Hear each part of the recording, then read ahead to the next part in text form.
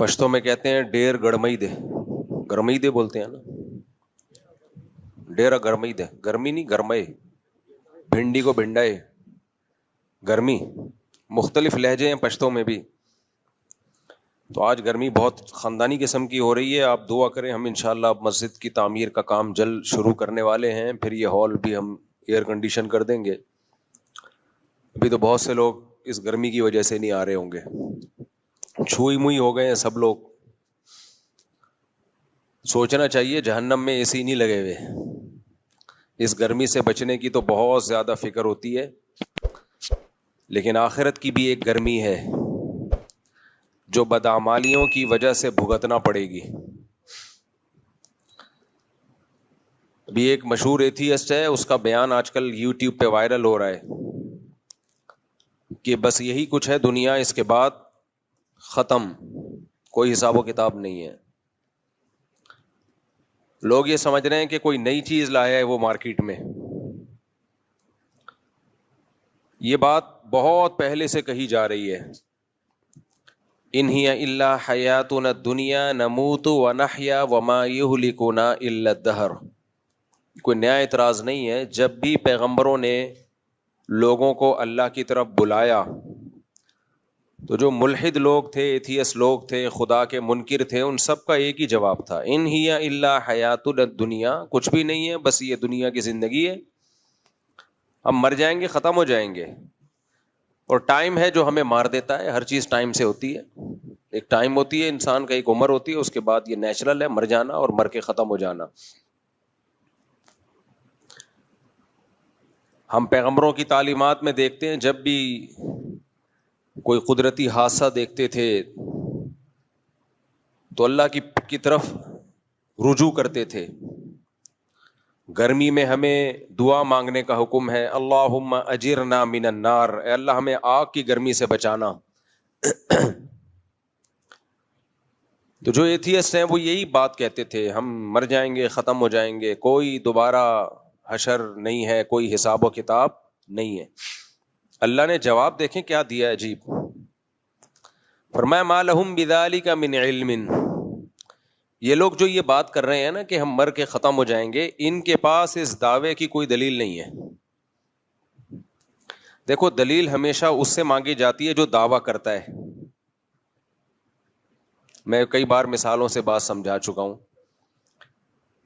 میں نے شاکر بھائی کو 1,00,000 روپے دیے، شاکر بھائی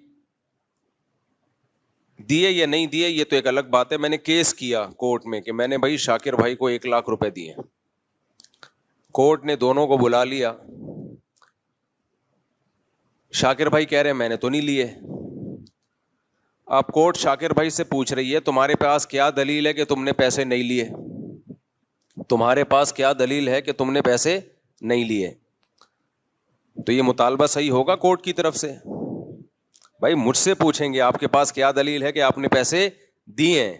کسی کام کے ہونے کی دلیل ہوتی ہے، نہیں ہونے کی دلیل تھوڑی ہوتی ہے۔ نہیں ہونے کی دلیل نہیں ہوتی کہ میں ان سے کہوں کہ بھئی میں نے نہیں دیے، اس کی کیا دلیل ہے؟ ہونے کی دلیل ہوتی ہے، نہیں ہونے کی نہیں ہوتی۔ بھائی کورٹ میں اگر عقل ہوگی تو مجھ سے دلیل مانگے گی، آپ کے پاس کیا دلیل ہے کہ آپ نے اس کو دیے ہیں؟ اب دیکھو ملحد ایتھیس لوگ یہ کہا کرتے تھے کہ ہم مرنے کے بعد دوبارہ زندہ نہیں ہوں گے۔ قرآن نے کہا ان کے پاس اس دعوے کی کوئی دلیل نہیں ہے۔ اب یہاں ایک اشکال ہوتا ہے، دلیل تو اس سے مانگی جاتی ہے جو دعویٰ کرتا ہے، دلیل اس سے مانگی جاتی ہے جو دعویٰ کرتا ہے۔ دعویٰ تو اسلام کر رہا ہے نا کہ موت کے بعد دوبارہ زندگی ہے، تو دلیل پیش کرنا ملحد کے ذمے ہے یا اسلام کے ذمے ہے؟ اسلام کے ذمے۔ ملحد یہ کہہ رہے ملحد کے ذمے، ابھی اتنے بڑے دوبارہ سے 1,00,000 روپے پھر واپس کرو۔ دلیل پیش کرنا اس کے ذمے ہوتا ہے جو دعویٰ کرتا ہے۔ تو قرآن کہہ رہا ہے کہ یہ ملحد دعویٰ کرتے ہیں کہ موت کے بعد زندگی نہیں ہے، تو اللہ کہہ رہے ہیں ان کے پاس اس کی کوئی دلیل نہیں ہے۔ اب ہمیں ایک سوال پیدا ہوتا ہے, اللہ دعویٰ تو کر رہا ہے, تو دلیل کس کے ذمے ہے؟ اللہ کے ذمے, اسلام کے ذمے, نہ یہ کہ ملحد کے ذمے. وہ تو نفی کر رہا ہے, جو کسی چیز کی نفی کرتا ہے اس کے ذمے دلیل نہیں ہوتی. تو پھر اللہ ان سے مطالبہ کیوں کر رہا ہے؟ آپ لوگ کی سمجھ میں گرمی کی وجہ سے بات نہیں آ رہی ہے, یا ویسے ہی مینٹل لیول تھوڑا سا ڈاؤن چل رہا ہے, یا کچھ اور پرابلم ہے؟ آپ کی سمجھ میں تو فل آ گئی الحمدللہ. تو اس کا جواب یہ ہے, یہ بڑے خاندانی بات ہے, اللہ کرے یہ جواب کھوپڑی شریف میں آ جائے.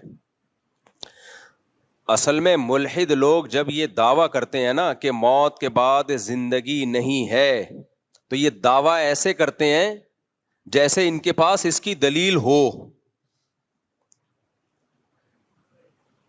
بھائی دیکھو, جو دعویٰ کرتا ہے دلیل اس کے ذمے ہوتی ہے, جو انکار کرتا ہے وہ کیا کرے گا؟ وہ اگر تھرڈ پارٹی ہے, میں مثال سے سمجھاتا ہوں پھر سمجھ میں آئے گا. میں نے کہا شاکر بھائی نے 1,00,000 روپے مجھ سے لیے ہیں, شاکر بھائی نے کہا میں نے نہیں لیے, کورٹ میں کیس گیا, کورٹ نے کہا شاکر بھائی سے تمہارے پاس کیا دلیل ہے کہ نہیں لیے؟ شاکر بھائی کہیں گے جج صاحب آپ کیا ہو گیا ہے آپ کو, ان سے پوچھو کہ انہوں نے دیے کہ نہیں دیے, کیا دلیل ہے ان کے پاس. اب میں دلیل پیش کرنے سے عاجز, تو کورٹ یہ فیصلہ نہیں کرے گی کہ انہوں نے نہیں لیے. کورٹ کو کیا پتا, ہو سکتا ہے لیے ہوں, چھپ کے لیے ہوں, کورٹ کیس کو خارج کر دے گی. بات آ رہی ہے سمجھ میں؟ کورٹ کہے گی بھائی ہم عالم الغیب نہیں ہیں, ہمیں نہیں پتا آپ نے دیے یا نہیں دیے مفتی صاحب نے, لیکن چونکہ آپ کے پاس دلیل نہیں ہے, تو دلیل کے بغیر کسی پہ دعویٰ ثابت نہیں ہوتا, لہذا ہم کیس کیا کر رہے ہیں؟ خارج. جب آپ کے پاس دلیل ملے آپ لے آنا.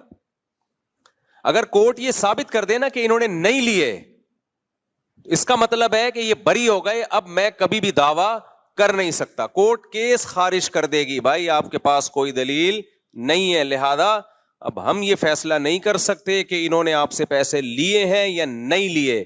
تو جو انکار کر رہا ہوتا ہے اس کے بات کو یہ نہیں کہا جاتا کہ یہ صحیح کہہ رہا ہے یا غلط کہہ رہا ہے, اس سے خاموشی اختیار کی جاتی ہے, بھائی ہمیں نہیں پتا. اگر کسی دلیل سے ثابت ہو گیا تو ہم مان لیں گے, نہیں ہوا تو ہمیں کیا پتا, بھائی آپس کا معاملہ ہے آپ کا. کھوپڑی شریف میں بات آ رہی ہے کہ نہیں آ رہی ہے؟